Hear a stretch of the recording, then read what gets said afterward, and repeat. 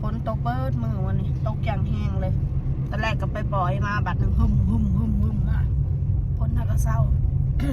ทักก็ได้ออกเงินไม่ออก5 โมงแน่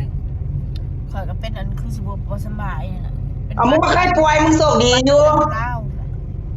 มันเป็นเลือดรั่งยังบ่ทันว่าเป็นไข่นะบ่เป็นดอกเลือดล้างสุป่วยสุบ่ป่วยสุขภาพแข็งแรงสุโชคดีกูก็ยอมรับคือกัน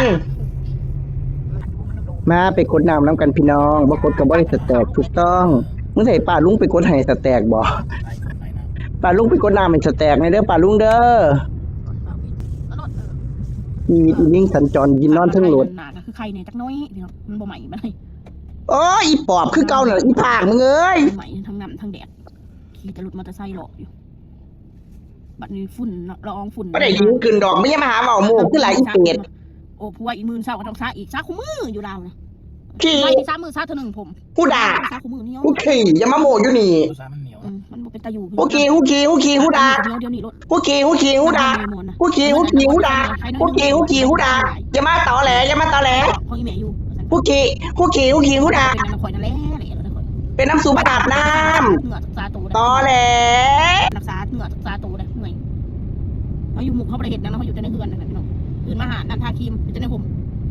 พอไปถึงละอองแดดละอองยังเขาอย่างละอองฝุ่นในหูดังนี่เกิ่มเวลาพี่น้องอาบน้ำแล้วเกิ่มอยู่ในดังพักผ่อนมาเพียงพอนะเป็นยังพักผ่อนมาเพียงพอกูจะพากันพลังไปยามคืนคนมีจะเถื่อนเอาประจานกันแล้วเอาแล้วถูกต้องแล้วนั่นล่ะทุกบ่ต้องเว้าดอกอันบ่มีไผถือไผผิดมันก็มีอีหลีถูกต้อง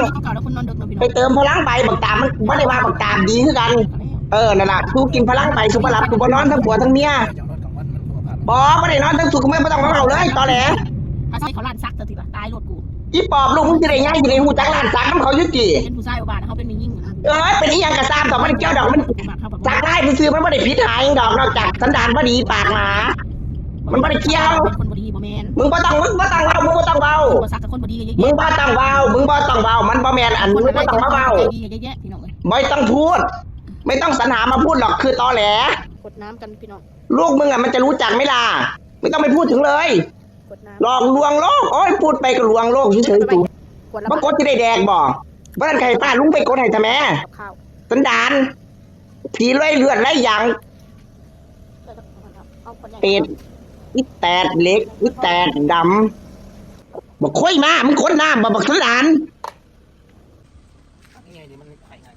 เอ็นมึงขาดเด้อบอกเว้นมึงบอกค่อยมาบริสุทธิ์แล้วค่อยกดให้น้ำดื่มแร่ธาตุสุจริตน้ำดื่มแร่ธาตุสุจริตแมงไอ้หัวโปกบริสุทธิ์กินแน่เห็ดกับเขาเนี่ยเขาเห็นแพ็คเขาก็ซื้อน้ำแพ็คน้ำกินไว้กูขี้บ่มีเงินซื้อวัดคนแล้วเลยได้กินน้ำหยอดซื้อดีๆเด้อตะกร้าคนมันสิแตกเด้อ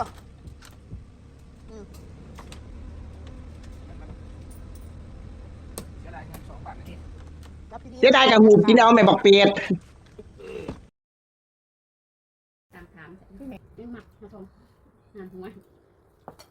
เขาว่าลุงหมักนั่นคืออะไรทองคือแม่มันก็ต้องพอนะแม่ก็พอมันแหละถามคือแม่เลยเบิกกระทำแม่คือไผ่ก็คือใจมอนจะมีตะพงคือให้ทองคือพอคือเรามันร้อนเจียวน้ำกบกันแล้วมันงามสวยนี่นะคือมันแม่หน้าสวยแมวงามกบแมวงามใช่แมวงามกบจะพงนะแล้วอะไรเนี่ยงามเนาะจะดูกายคนนี้เนาะจะดูการลายคนเต๋อเลือกคนที่บอกถูกต้องนี่ฮะนี่ฮะไทยบ้านเราถูกต้องข้างไว้ตะพงเนี่ยดึงผมเราเป็นกระตุกถึงนั่งอยู่นี่ใส่น้ำปลาเราเลยบ้านเลยนั่งตรงคาถาน้ำคนการเงินบอกถูกต้องให้ไปได้ก็ช่องเห็ดจะเล่าจังว่าดึงผมเราเอาไปปลูกใส่น้ำปลาเอาแล้วเราก็ต้องคาถาใส่เราก็เลยกวงพอช่องเห็ดเราแบบเอาผมไปหมักใส่น้ำปลาไปเลยไปสิได้ติดใจเราเล่นผู้เบาเรามีชุไปที่นั่นผู้เบามากกว่าถ้ากันวิพากษ์วิจารณ์เขาออกลูกโต้เจียวมุเป็ดเว้ยก็เป็นทุกต่างเรื่องต่างแล้วค่ะอย่างทุกอย่างขอท่าทุกเอามันมาขอท่านท้องน่ะนะคนจะเป็นยังไปเห็นมาไม่ได้เนาะพูดเฝ้าเขาคาถาคือเป็นพวกผู้พวกคนเนี่ยเอาเด็กหน่อยมาหานางเบาวิพากษ์วิจารณ์ขอท่านเนี่ยวิธีของสูน่ะนะถ้าเราอาบน้ำอาบในเนาะอาบน้ำให้เราสักเลย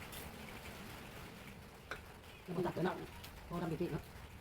เชื่อดังยำนี่เป็นบ้องยำเงื่อนถือเลยนี่บ่ทายเอามาดูคนตัดในเล็บจนบ่เหลือเห็นบักเพ็ญบักพอนอะไรสิคือทอดมันมันแบบเป็นเมนคือกันนะปอบเสื้อ ตอนนี้ไปว่าพญพงศ์โอ้เป็นปอบเป็นอย่างอีโอ้มูปอบดูเอ้ยชูน่ะละปอบมูเป็ดเฮ้ยมูผากงำยางยอข้อยอปอดเฮ้ยมูหีหนาวหีเล็กมูหีเหม็นหีกุย เอาได้ไปแล้วพี่น้อง พี่น้องนายไก่เงา ได้เดียวนี่ฉันสิหนาหนาวกับบ่แม่นพันยังมีหนาฝนอยู่เนาะฝนก็ตกอยู่ไม่มีมันกับบ่ค่อยได้ออกปานใดได้เดียว บ่ได้ออกเพราะว่าลูกสาวอันหน้าร้ายนั่นเด้ขี้ข้างหน้าร้ายนั่นเด้มากินเบิดบ่ได้ทาย มีหยังขายสวนครัวให้เบิ่ง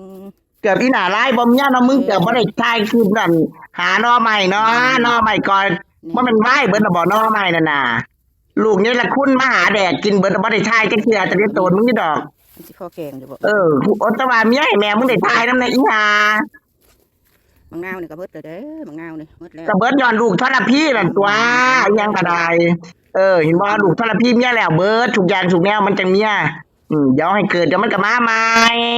ต้อนรับ นี่เด้นอนนี่ โอ้อยากมาโป้งให้ได้สแต็กเนาะลูกสาวหน้าร้ายเนี่ยละคุณมาแดกห่อนให้เลือดแห่นสิ้นแห่นตอนมึงสมผืนมึงบ่อีบาปนะ หนึ่งนี่นะ อีหมอย แกงหลายก็กินบ่เบิดบ่แซ่บ ขี้นี่อีแม่งละงำเงาเดาบาป ป่วยน้ำ